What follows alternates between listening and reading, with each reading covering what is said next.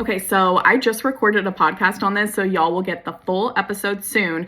But I talked about why clean eating is such a waste of your time, energy, focus, everything. It is like pouring your time and energy down the drain. And I know this is going to be a little controversial because eating cleaner, focusing on nutrition, it is valuable. Like really, I promise. I do know it is valuable, but I think the most important part of what I teach my clients, and I've been doing this for almost 10 years now, is to prioritize solving for your health in the correct order. And so many of us are focusing on changing what we eat from the beginning because that's where the knowledge is. I know those of you who are very intellectual and type A like me, go to where the intellectualizing is. You go for the knowledge, you go for where you can focus a lot on learning.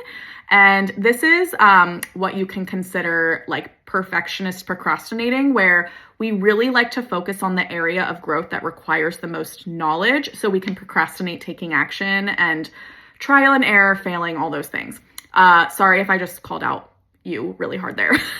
But what I want you to know is if you know a lot of things about nutrition, you have been educating yourself for years to get healthier, lose weight, all the things, and you don't have the results you want yet. It's kind of all or nothing and you go back and forth.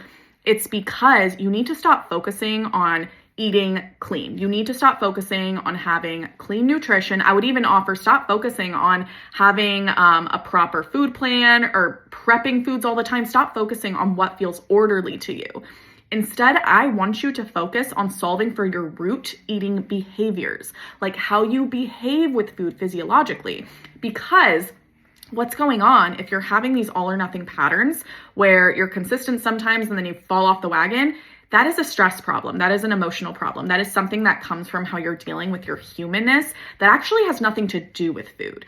And this is why with my clients, we talk about a pyramid of priorities because I'm going to help you stop wasting time. If you work with me, you're never going to struggle again because what's going to happen is we teach you to solve for the human stuff first. So you learn to emotionally regulate, you learn how to bring craving down to a point where they're almost non-existent so we can get your nervous system to a place where you stop reacting with food really quickly.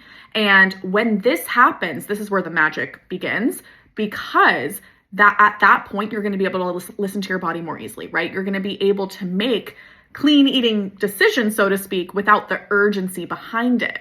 And what a lot of you are skipping is you're trying to eat clean and focus on nutrition without solving for the fact that you feel attached to comfort with food. You feel like you just have to have a break when you get home from work because you're so stressed. And what better way to do that than to order our favorite takeout?